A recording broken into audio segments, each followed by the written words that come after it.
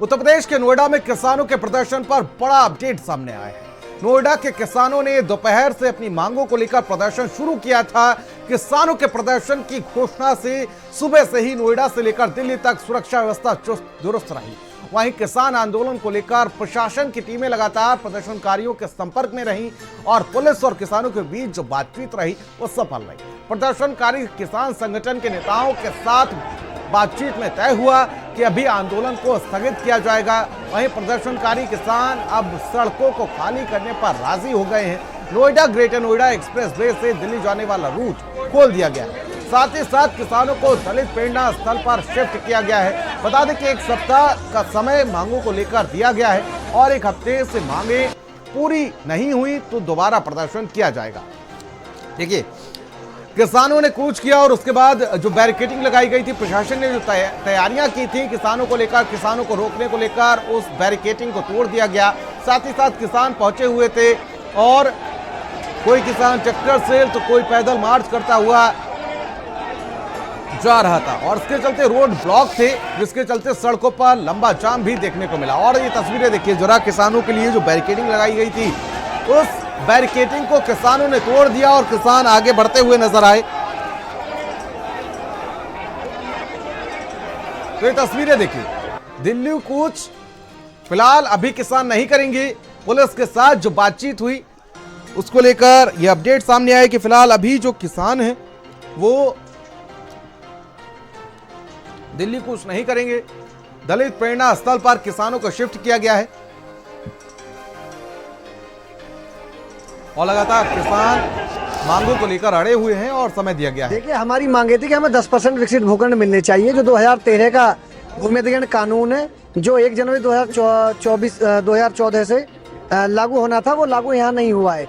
10% के लिए निरंतर पिछले 14 वर्षों से हम संघर्ष कर रहे हैं और अब बता दूं, मैं पूर्व में 1 वर्ष से हम निरंतर 10% की लड़ाई को लड़ रहे हैं गौतम बुद्ध नगर के किसानों की को, और हम चाहते हैं कि यहाँ 64.7% मुआवजा भी लोगों को नहीं मिला है। यहाँ किसानों को साथ बिल्कुल लूट मचा रखी है।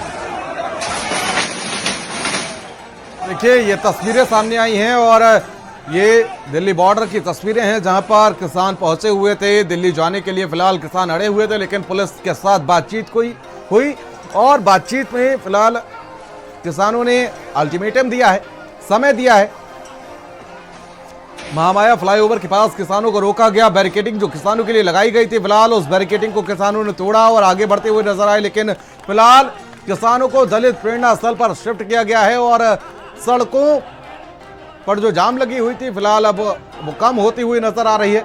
लेकिन लगातार कई सवाल ऐसे में बन जाते हैं कि आखिर किसान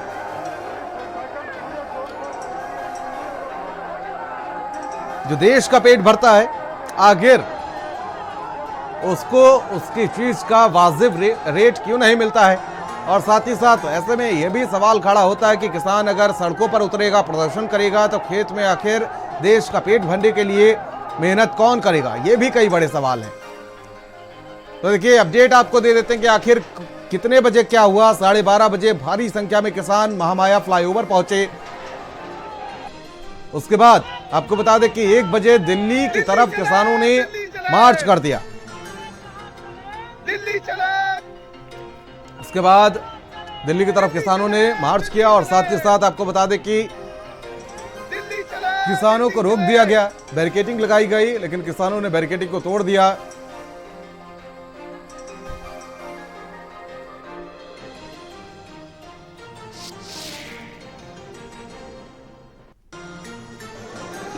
उसके बाद 1:15 पर दलित प्रेरणा स्थल पर बैरिकेडिंग नंबर 1 को किसानों ने तोड़ दिया।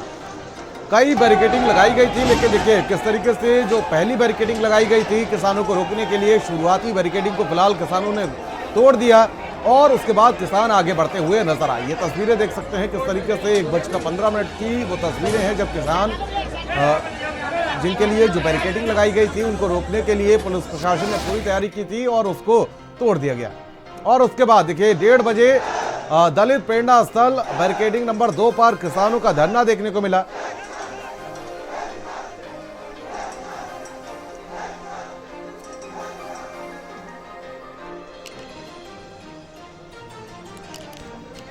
तो 1:30 बजे दलित प्रेरणा स्थल बैरिकेडिंग नंबर 2 पर किसानों का धरना देखने को मिला। और ये तस्वीरें देखिए। उसके बाद किसानों ने बातचीत की, पुलिस प्रशासन ने उनसे बातचीत करने की कोशिश की। संगठन है गौतम बुद्ध नगर के, वो सब एक जगह है, एक ही प्लेटफार्म पे है। वहाँ पे 64% की उनकी डिमांड है। जो 64% मुआवजा मिला उसका 64% दिया जाए पूरे मुआवजे का। जिन किसान की जमीन गई है उनको 10% भूखंड दिया जाए, ये नियमावली में है। ये बहुत सी उनकी डिमांड है। कुछ उनके प्लॉट लगने हैं, एक भाई का लग गया या जिसने उनके प्लॉट खरीद लिए किसान के, उनके लग जाते हैं खरीदार के। जेन्युइन जो किसान है जिसकी भूमि चली गई उसका नहीं लगता। ये बहुत सी डिमांड वहाँ पे है। सरकार ने जो पहले हमारे किसानों की जो मुख्य मुद्दे हैं, 10% प्लॉट का है और नया जमीन अधिग्रहण कानून का जो मामला है, इस पर सरकार से हमारी कई दौर की वार्ता पहले हुई है प्रशासन के अधिकारियों से, लेकिन इस पर कोई ठोस कदम उन्होंने नहीं उठाया है। हमारा करार नहीं दे रहे, हम कोई बढ़ा के पैसे नहीं ले रहे, या हम कोई नया ऐसा नहीं कर रहे कि हमें बढ़ा के दे दो। जो करार तय हुआ था, जो करार इन्हें लिख के दिया था, जो जिसके पेपर है हमारे पास, हमारा वो पूरा कर दें, हम इनसे कुछ लें, आगे नहीं मांग में है। और ऐसे में कई बड़े सवाल खड़े हो जाते हैं कि आखिर एक समय आता है और किसान फिर से सड़कों पर उतर आए हैं। ठीक आपको याद होगा कि 2 साल पहले भी यही समय था जब किसान सड़कों पर उतर आए थे। और हमारे साथ कुछ मेहमान भी जुड़ चुके हैं और साथ ही साथ हमारे सहयोगी गाजियाबाद से लोकेश हमारे साथ नोएडा से जुड़ चुके हैं। लोकेश, सबसे पहले आपके पास आना चाहूंगा, जिस तरीके से आज पूरे दिन का घटनाक्रम क्या रहा, कौन कौन सी मुख्य मांगे हैं किसान की जिनको लेकर आज प्रदर्शन करते हुए नजर आए? देखिए, आज सुबह से ही कल जब ये धरना शुरू हो रहा था तभी ये अल्टीमेटम था कि नोएडा में जो है वो किसान जो है सीधे तौर पर बॉर्डर को जाम करेंगे। और वो किसान जो कई सालों से इस मुआवजे की मांग को लेकर के लगातार धरना प्रदर्शन कर रहे थे, आज उन्होंने सड़क जाम कर दिया। हमारे साथ कुछ किसान हैं जो कि शुरू से इस मुद्दे पर जुड़े हुए थे। उनसे बातचीत करने की कोशिश कीजिए और जानने की कोशिश करिए इनकी प्रमुख मांगे क्या हैं जो आज पूरे दिन का घटनाक्रम रहा। लोकेश, कोई नहीं सुनता है, किसान रोज सिर धुनता है, आखिर किसान क्या करे। सच की बात यह है कि 10% प्लॉट एक भाई को मिल गया, एक ही खसरा, एक ही खतौनी, एक ही बाप की औलाद। एक भाई को 5% प्लॉट और एक भाई को 10% प्लॉट। ये अन्याय है। हमने ये बोला भाई सबको समान रूप से 10% प्लॉट दे दो। ठीक है, किसान की बात अथॉरिटी ने मानी और उसने भी बोर्ड में पास करके शासन को भेज दिया कि किसानों का बनता है। लेने वाला कहता है मेरा बनता है, देने वाला कहता है हाँ आपका बनता है। फिर तीसरा कौन है जो ये कहता है कि आपका नहीं बनता। इसीलिए आज हम संसद में कूच करने वाले थे, पूछने वाले थे ये संसद मौन क्यों है, ये बड़े लोग मौन क्यों हैं, आखिर किसान का हक देने में कतराते क्यों हैं।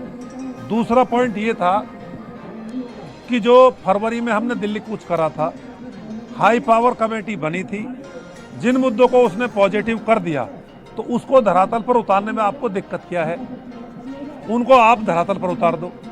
तीसरा हमारा पॉइंट ये है कि नए कानून के हिसाब से जो भूमि अधिग्रहण 2013 का है उसके हिसाब से सबको बेनिफिट दे दो। जो हमारा 20% प्लॉट है उसमें वो दो, जो हमारा बढ़ा हुआ मुआवजा है वो दो। आप धरती जमीन लो हमारी माता को ले रहे हो, परंतु जो कानून बन गया है। और देखिए ये एक बड़ी वजह है जो किसान कह रहे हैं, क्योंकि वजह ये है कि करोड़ों रुपए अगर हाई पावर कमेटी में मैटर जाता है तो ये जो मैटर है पूरा वो उत्तर प्रदेश की कैबिनेट से क्लियर होगा। और भी किसान हमारे साथ मौजूद हैं। ठीक है, ये हमारे साथ खटाना जी मौजूद है। मैं आऊंगा आपके पास एक बार चर्चा में। सुबह से जद्दोजहद कर रहे थे, शाम को जी आप लोग सुबह से जद्दोजहद कर रहे थे, बैरिकेडिंग तोड़ी गई, शाम को सन्नाटा पसर गया, आप लोग अंदर आके बैठ गए, आखिर क्या चीज़ हुई? हमारा मकसद किसी को परेशान करना नहीं है, हमारा मकसद है कि अपनी बात सरकार तक पहुंचाना। हम यहाँ तक आए हैं, आज हमारा पड़ाव महामाया फ्लाईओवर से दलित प्रेरणा स्थल तक का था। उसके तहत बहुत से हमारे आम जनता को, हमारे भाइयों को परेशानी हुई है, उसके लिए हम माफ़ी चाहते हैं, लेकिन हमारी मजबूरी है। हम शौक में यहाँ पर आंदोलन नहीं कर रहे, हम मजबूरी में आंदोलन कर रहे हैं। हमारे तमाम भाई सुबह से शाम तक परेशान रहे। अधिकारियों ने ये कहा है कि हम को इतना समय दे दो जिसमें हम कागज में जो कमी रह गई है उसको दूर कर लें। आप थोड़ी देर के लिए इसमें रुक जाइए। हम इसमें रुके हैं, अपनी रणनीति आगे तैयार करेंगे। लोकेश, फिर हम आपके कह रहे साथ हैं जो किसान कि या तो नेता हमारी मौजूद समस्या हैं, का इनसे समाधान कर दिया इनको जाए, बताइए कि अन्यथा हमारे हमारे साथ लिए बीजेपी दिल्ली के दूर कुछ नहीं है। प्रवक्ता जुड़े हुए हैं और हम दिल्ली उनसे जाएंगे, हम कहिए रोड कि पे अगर जाएंगे। उनका कोई सवाल लेकिन है ये था, सरकार से, कहीं कल को दीपक हमसे सोनकर ये हमारे ना साथ कहा बीजेपी के कि प्रवक्ता हमने जुड़े ये हुए कहा हैं। था कि आप थोड़ी देर के लिए रुक जाओ और हम ना रुकें, इसलिए हम रुके, हम वापस नहीं जाएंगे। पवन जी, आपके साथ इस डिबेट में बीजेपी के भी कुछ प्रवक्ता जुड़े हुए हैं। कुछ ऐसी बात है जो आपको अपनी मांग उन तक पहुंचाना है, क्योंकि सरकार आखिर प्रदेश में उनकी है। आपकी कोई बात है तो सवाल है तो आप सीधे पूछ सकते हैं। हमारा सवाल बीजेपी के नेताओं से ये है कि सत्ता में आप हैं, उत्तर प्रदेश में भी आप हैं और केंद्र में भी आप हैं। 2013 का भूमि अधिग्रहण कानून इसी गौतम बुद्ध नगर से बना, लेकिन एक भी किसान को 4 गुना मुआवजा नहीं दिया गया। क्या अगर वो भूमि अधिग्रहण कानून 100% तरीका से यहाँ लागू नहीं होगा तो कैसी सरकार बता रहे हो? आपको डबल इंजन की सरकार चला रहे हैं।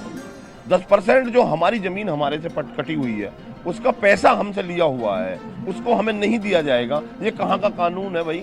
हम पिछली बार 1.5 साल पहले यहाँ से चले गए, एक कमेटी बना दी गई और उसको मना कर रहे हैं कि हम नहीं देंगे 10% को। क्या कैबिनेट में मामला होना है? कैबिनेट भी तो सरकार की। हाँ, हम तो कह रहे हैं कैबिनेट में करा दो। अगर कोई अधिकारी ये सोचता है कि मेरी कलम फंस जाएगी तो कैबिनेट से पास करा दो, उसकी भी नौकरी बच जाएगी और सरकार भी काम कर देगी। सरकार किसान को देना चाहती है तो दे क्यों नहीं रही? हम ये नहीं समझ रहे। सरकार कहती है मैं किसान को दूंगी तो दीजिए ना आप किसान को। ठीक है, तो ये सवाल है हाँ। सीधे तौर पर किसानों के। ठीक है, पूछ लेते हैं। दीपक सोनकर हमारे साथ बने हुए हैं इस चर्चा में। दीपक सोनकर बीजेपी से प्रवक्ता हमारे साथ मौजूद हैं। दीपक जी, कई बड़े सवाल हैं कि आखिर ये कौन लोग हैं। देखिए, 1.5 साल पहले भी इस तरीके से इन्होंने प्रदर्शन किया था और साथ ही साथ दिल्ली के बॉर्डर लगातार किसानों की परेशानियों को लेकर घिरे ही रहते हैं। आखिर ये लोग कौन हैं?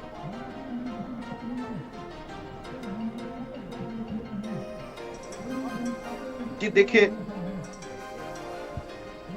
हमेशा से देश के प्रधानमंत्री आदरणीय नरेंद्र मोदी जी ने किसानों के हित के बारे में ही सोचा, किसानों के हित के लिए ही कार्य किया है।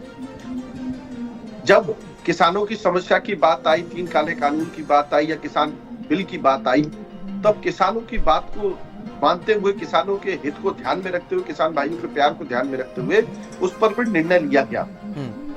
और जो मांगे किसान की हैं उस पर भी सरकार हमारी बात करने को तैयार है। किसान जो दिल्ली चलो आंदोलन है, हमारे किसान मंत्री केंद्रीय मंत्री चिराग पासवान जी ने कहा है कि सरकार किसानों की बात सुनने के लिए तैयार है, उनसे बात करने के लिए तैयार है। पिछली बार भी सरकार बिना किसी शर्तों के अनुसार भी उनकी बातों को, कानून को वापस लेने का काम किया और आगे भी उनकी बात करेंगे। सरकार की मंशा ये रहती है कि हमेशा से किसानों के हित के कार्य किए जाए, चाहे वो हमने किसान निधि की योजना की बात हो, चाहे गन्ना किसान भुगतान की बात हो, चाहे ठीक है दीपक, लेकिन ऐसे में कई बड़े सवाल हो जाते हैं कि आखिर जो भूमि अधिग्रहण कानून बना हुआ है, आखिर क्यों उसमें दिक्कतें आ रही हैं इन लोगों को उचित मुआवजा देने में। कर्नल शरद जी हमारे साथ जुड़े हुए हैं। शरद जी, बहुत बहुत स्वागत है आपका। देखिए, एक बार फिर से दिल्ली का जो बॉर्डर है उस पर किसान डटे हुए हैं। समाजवादी पार्टी कैसे देखती है इसको? देखिए, सबसे पहले तो मैं आपको बता दूं कि जब देश में भूखमरी थी तो इन्हीं किसानों ने हरित क्रांति लेके आए थे, और जब देश की सरहद पे फौजियों की जरूरत पड़ी तो इन्हीं किसानों ने अपने बच्चों को सरहद पे भी लड़ने के लिए भेजा। और 2060 और 70 के दशक में आपने देखा होगा, शास्त्री जी ने जय जवान जय किसान का नारा दिया था। आज भी आपने देखा होगा कि धरना स्थल पे लगातार ये किसान बच्चे जय जवान और जय किसान के नारे लगा रहे थे। और जब पुलिस से वार्तालाप हुआ तो शांति से उन्होंने 1 हफ्ते का समय भी दिया। जो खेती में रहता है, जो दिन रात गर्मी में सर्दी में काम करता है, वही कष्ट और दुर्भावनाएं जानता है, समस्याएं समझता है, दिक्कतें समझता है। वो जानते हैं कि पिछले साल दिल्ली में 708 तो किसान शहीद हुए और ये पुलिस के नौजवान भी बेचारे सर्दी में पूरी रात वहां ड्यूटी देते रहे, जो कि किसानों के ही बच्चे। आपने ये भी देखा होगा कि लंगरों में किसान खाना बनाते थे, सबसे पहले ड्यूटी पे पुलिस वाले थे, उनको खाना खिलाते थे। और पुलिस वालों ने भी अपनी तरफ से जो भी उनको आदेश मिले सरकार की तरफ से, सड़कों पे दीवार बनाने के लिए, कीले ठोकने के लिए, उन्होंने सब काम किए। लेकिन पुलिस वालों ने जितना भी हो सकता था किसानों के साथ कोई भी धक्का मुक्की या मारपीट, जितनी उनकी काबिलियत थी, उन्होंने अपनी तरफ से नहीं किया। सवाल अब ये नहीं है कि किसानों के हक क्या है, सवाल तो अब ये है कि क्या किसान और जवान फिर एक दूसरे के आमने सामने खड़े कर दिए जाएंगे कि किसान आंदोलन करे और अपना हक मांगे और उन्हीं के बाल बच्चों के हाथ में लाठी और राइफल देके उनको पीटने के लिए लगाया जाए।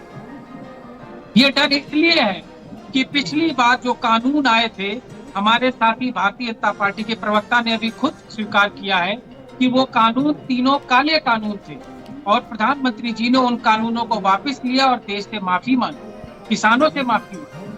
लेकिन किसानों की जो मांग थी, जिसके ऊपर जो कमेटी बनाई गई है, 1 साल के ऊपर हो गया, कमेटी की तरफ से कोई प्रोग्रेस नहीं है।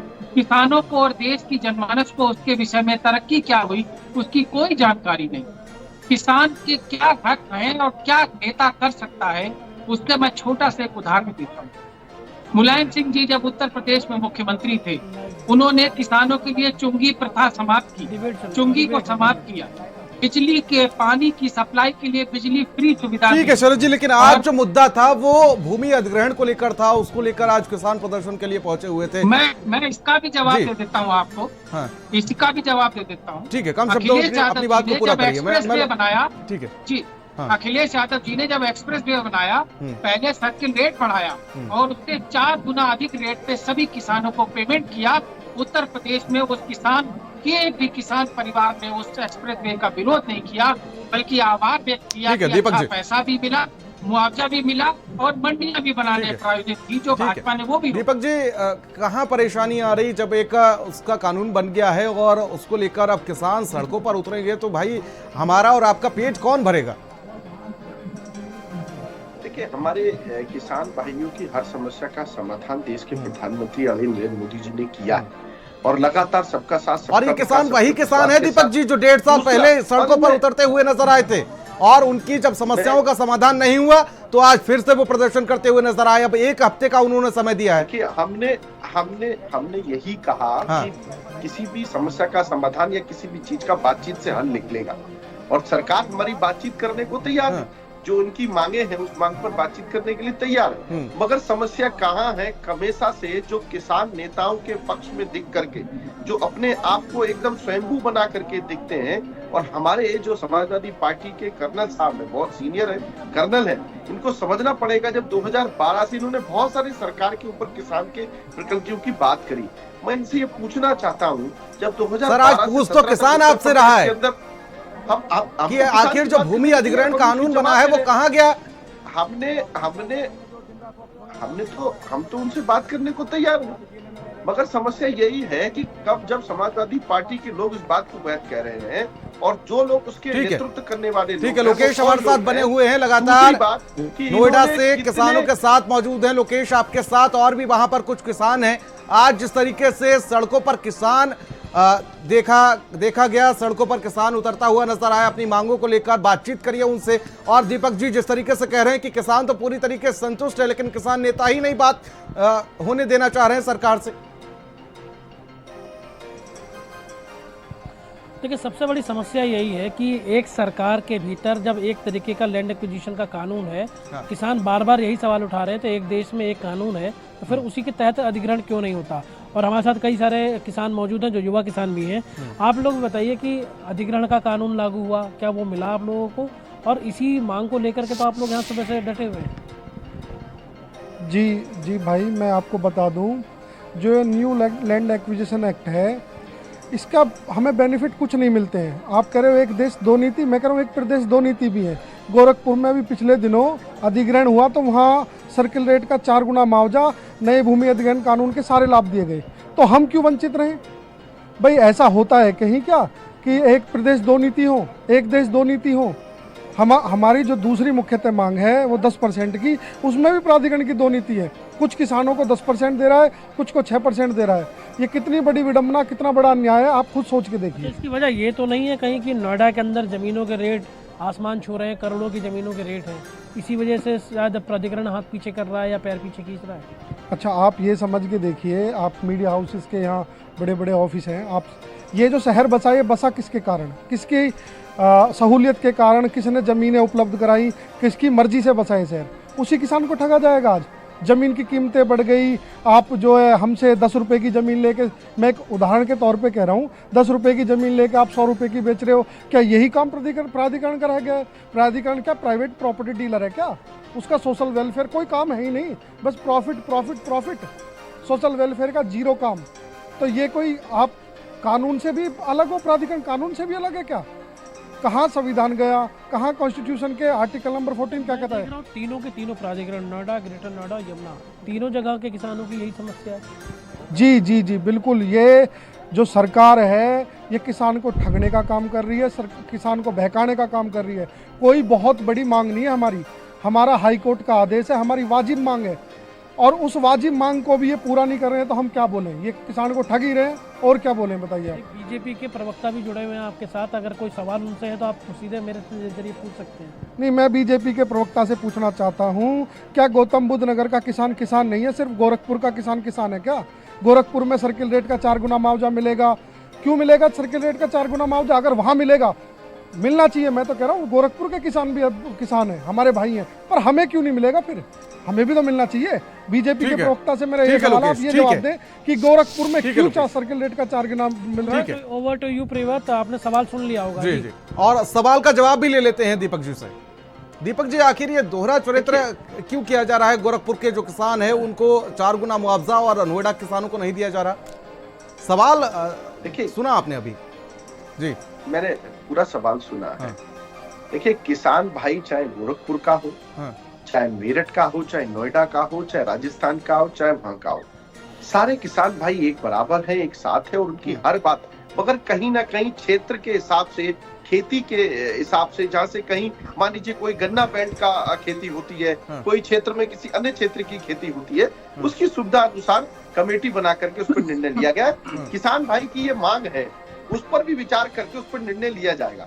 मगर मैं दूसरी बात ये भी कहूंगा कि हमेशा से देश के प्रधानमंत्री जी ने किसान भाइयों के लिए, किसान भाइयों के लिए हमेशा से ध्यान रखने का बात है। किसानों का गन्ना भुगतान तो आप एक साल में कर नहीं पाए, कई मांगों को लेकर आज प्रदर्शन किया गया। एमएसपी की गारंटी, गन्ना भुगतान को लेकर तमाम मांगे थी आज। गन्ना भुगतान की बात आप कर रहे हो, जो 12 से 17 तक लाखों करोड़ों। अरे सर, आप अपनी सरकार में देखिए ना, आपको तो मौका इसीलिए दिया गया, उसका मौका तो इसीलिए दिया गया। छोड़ करके गए, हमने उसको भी किया, और आगे कम से कम 1.5 करोड़ लोगों का भुगतान लगातार करने का कार्य किया। जो पहले भी भुगतान छोड़ के गए लोग, और लगातार हम लोग भुगतान करने का कार्य कर रहे हैं। देखिए, किसान भाइयों की हर एक समस्या का समाधान करने के लिए सरकार सजग है और कर रही है। ठीक है कर्नल साहब। देखिए, ऐसा है, अभी उपचुनाव हुए थे 9 सीटों पे भारतीय जनता पार्टी के, और निकल आइए सर उससे बाहर, अब किसानों पर बात कर लीजिए। नहीं, देश की रीढ़ की हड्डी है ना। 23 तारीख की इन्होंने वादा किया था कि 23 तारीख की शाम को गन्ना का मूल्य 400 रुपए से ज्यादा कर लेंगे। तो इनको याद दिलाना चाहता हूँ कि 23 तारीख को गए हुए 8 दिन हो गए। दूसरी बात, जो ये मुआवजे की बात कर रहे हैं कि कहीं गन्ना होता है और कहीं फैक्ट्री लगती है, तो इनको मैं बताना चाहूंगा, 2017 से जब मेरा आपसे निवेदन है, मेरी बात समाप्त हो जाने दीजिए। 2 बार मेरी बात समाप्त, मैं नहीं का मूल्य बढ़ाने का कार्य किया गया है। समाजवादी पार्टी ने हमेशा से गन्ना किसान को कितना भुगतान दे दिया और कितना मूल्य बढ़ा दिया। टाइम पे एक आदमी बात करे, आपको बोलना है, आप बोल लीजिए, आपकी बात समाप्त हो जाएगी तब जवाब। 2 बार गन्ना किसानों का मूल्य बढ़ाने का कार्य किया, आपने जब मूल्य की बात करी उसका जवाब दे रहा हूँ। ठीक है कर्नल साहब, बात पूरी करिए। हाँ कर्नल साहब, बात पूरी करिए। देखिए, ऐसा है, इन्होंने अभी 10 दिन पहले पता किया था कि 23 तारीख की शाम को 400 से ऊपर गन्ना का मूल्य घोषित कर देंगे। मैंने सिर्फ याद दिलाया है कि 8 दिन हो गए निकले हुए। दूसरी बात जो इन्होंने बोला है कि गोरखपुर का गेट अलग, नोएडा का गेट अलग, क्योंकि कहीं गन्ना होता है, कहीं फैक्ट्री होती है। तो मैं अपने भाई को बताना चाहूंगा कि जमीन का सर्किल रेट होता है, सर्किल रेट से 4 गुना पेमेंट की बात हो रही। और मैं तो कहूंगा, अगर इनसे नहीं हो पाता है तो दिल्ली में आने दीजिए, सारे जवानों को अग्निवीर योजना समाप्त करेंगे और सारे किसानों को 4 गुना सर्किल रेट का जमीन का देंगे। ये हमारे घोषणा पत्र में है और हमने ये किया है। आखिरी बात और सुन लीजिए, ये तो हमारे किसान, आखिरी बात, बीच में मत बोलिए दीपक जी, बीच में मत बोलिए, मैं बहुत सब्र से बहस, ये तो हमारे किसान भाई इन्होंने बीच में मत, ठीक है सर, बीच में मत। अरे सर, आपकी सरकार थी केंद्र में भी और प्रदेश में भी जब किसान सर्दियों में बॉर्डरों पर पड़ा हुआ था। देखिए, अयोध्या के अंदर सारी जमीनों को बंबई और दिल्ली के व्यापारियों के हाथ बेच दिया गया है, और अयोध्या नगरी के निवासियों को जब पैसा इन्होंने नहीं दिया है, जब राम की जमीन पे इन्होंने किसानों को लूट लिया है, तो जहाँ पे केशव युद्ध लड़े थे वहाँ की जमीनों की किसानों को क्यों नहीं लूटे? मैं तो ये कह रहा हूँ जो 750 किसान शहीद हुए हैं, क्या उनके मुआवजे की आज तक इन्होंने कभी बात चलाई है? अभी 2-3 दिन और रुक जाइए, अभी इनका नया नाम रखना है। ये सब खालिस्तानी हो जाएंगे, ये सब देशद्रोही हो जाएंगे, ये सब किसान देश के गद्दार हो जाएंगे। 3-4 दिन का समय तो दीजिए, और 1 हफ्ता जो पुलिस से बातचीत का समय ठीक है मिला दीपक जी, तो मैं अपने साथी से सवाल पूछूंगा। ठीक है। 1 साल से दीपक जी, दिल्ली की मैं सरकार लौटूंगा क्यों आपके खो पास रही? और तमाम सवाल जो हैं कर्नल साहब के, उनके जवाब भी आप सोच के रखिए। तब तक लोकेश के पास जाना चाहूंगा। लोकेश, किस तरीके से जो किसान अभी आप जिनसे बातचीत कर रहे थे उन्होंने गोरखपुर का मुद्दा छेड़ा, उसके बाद दीपक जी ने भी कहा कि वहां का किसान गन्ना पैदा करता है, साथ ही साथ अन्य कई मांगे हैं, एमएसपी की गारंटी और साथ ही साथ चीनी मिल का भुगतान, गन्ने का भुगतान, ये तमाम बातों को लेकर आज प्रदर्शन किया गया। और क्या प्रमुख मांगे हैं आज? किस तरीके से आप पूरे दिन वहां पर डटे रहे? क्या चीजें आपने वहां पर नोटिस की? प्रेमत, देखिए किसान तो शुरू से परेशान रहा, चाहे सरकार किसी की भी हो। ये दोनों ही अलग अलग पार्टी के प्रवक्ता हैं, ये लोग आपस में भले बहस करें, लेकिन किसान की समस्या जस की तस थी।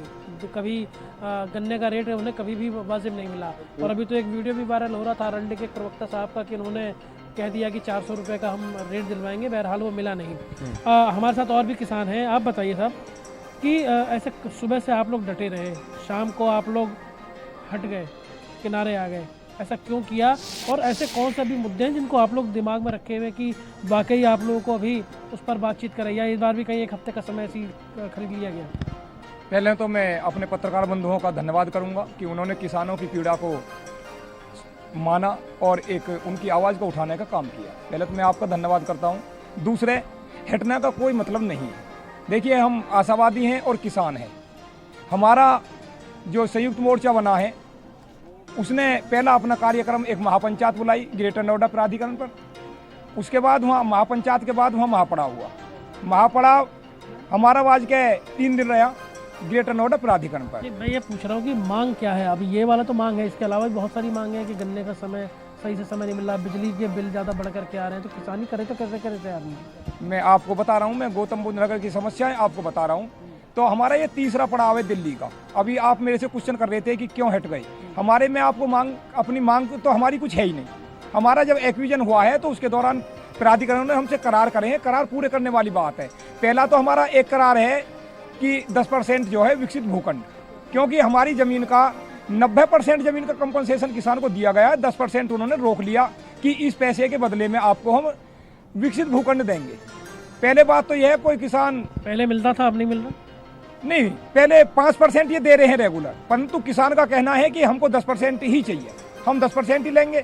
पीछे से एक उसका कोर्ट का निर्णय भी आया, तो उस पर एक ही ऑर्डर था, 64.7% तो बढ़ा हुआ मुआवजा था और 10% भूखंड सबको दिया जाए। कोर्ट के आदेश का भी पालन नहीं हो पा रहा। इन्होंने 64.7 बढ़ा हुआ मुआवजा तो हर किसान को दे दिया, परंतु 10% ये कहकर रोक दिया कि हम पटिशनर को देंगे। देखिए बिल्कुल, ये अभी किसानों की आप सुन रहे हैं कि कोर्ट का आदेश आया, 64.7% तक मुआवजा बढ़ाकर देने की बात आई, लेकिन उसके बाद भी कुछ मुआवजे की रकम रोक ली गई।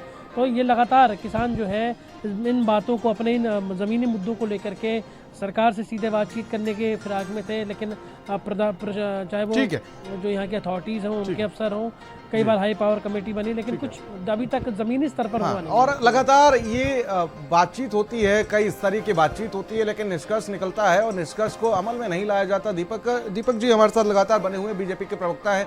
दीपक जी, इससे पहले 1.5 साल पहले भी इसी तरीके से किसान जो हैं वो सड़कों पर उतरे थे, ठीक इसी तरीके से बातचीत भी हुई, कई स्तर की बातचीत भी हुई थी, निष्कर्ष भी उसका निकला था, लेकिन उस निष्कर्ष को अमल में नहीं लाया गया।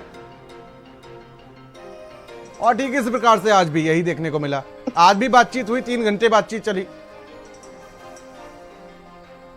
देखिए, हमेशा से जिस प्रकार से मैंने अपनी चर्चा में शुरू में कहा, देश के प्रधानमंत्री जी के लिए हर एक किसान भाई बराबर और उसके हित के कार्य के लिए वो लगातार सजग है। उसका परिणाम भी है कि किसान भाइयों का आशीर्वाद लगातार देश के प्रधानमंत्री आदरणीय नरेंद्र मोदी जी के साथ है। चाहे किसान भाइयों के, आप कृषि बजट की अगर बात करोगे तो 2024 से 1.5 लाख करोड़ रुपया और 2022-23 में जो बनाया गया 1.25 लाख करोड़ रुपया बजट दिया। तो लगातार जो केंद्र सरकार ने किसान भाइयों के हित के लिए बजट दिया है वो लगातार बढ़ाने का काम किया, उनकी हित के लिए, उनकी योजनाओं के लिए। जब किसान बिल की बात थी, तो जहां किसान भाइयों का हित दिखा उस पर भी हमने उस पर निर्णय लिया। सरकार ने निश्चित तौर पर किसान भाइयों की बात करी। अगर इस प्रकार के भी कोई चर्चा की बात है, किसान के हमारे जो कृषि विशेषज्ञ लोग हैं, हमारे अन्य लोग हैं, जो भी किसान के हित के विषय में होगा, सरकार उस पर निर्णय लेगी। किसान भाई हमारे लिए एक बराबर ठीक है, समय का अभाव है। कर्नल साहब, एक छोटा सा रिएक्शन। मैं आपको सीधे सीधे छोटे छोटे 3 लाइनें बोल देता हूँ, सुन लीजिएगा। पिछले साल जो 750-800 किसान शहीद हुए, किसी को आज तक किसी के कोई घर नहीं गया, एक पैसे की मदद नहीं मिली। नंबर 2, उन किसानों के ऊपर जो मुकदमे दायर हुए थे आज तक वापस नहीं हुए हैं। नंबर 3, जो लखीमपुर में जीप से कुचल करके किसान मारे गए थे, उस पे कोई प्रोग्रेस नहीं हुई। किसानों ने वहां के सांसद को हरा दिया है और दिल्ली की सरकार को बैसाखियों पे पहुंचा दिया है। अगर आगे भी ऐसी हालत रही तो जल्दी ही घर बिठा देंगे भारतीय जनता पार्टी को ये किसान। और हम वादा करते हैं कि इनको अग्निवीर से वापस फौजी बनाएंगे जवानों को, और किसानों को 4 गुना मुआवजा देंगे जो भी जमीन सरकार ले। ठीक है, आप दोनों मेहमानों का बहुत बहुत शुक्रिया हमारे साथ जुड़ने के लिए। लोकेश, आपका भी बहुत बहुत शुक्रिया हमारे साथ जुड़ने के लिए और किसानों की बातचीत हम तक पहुंचाने के लिए।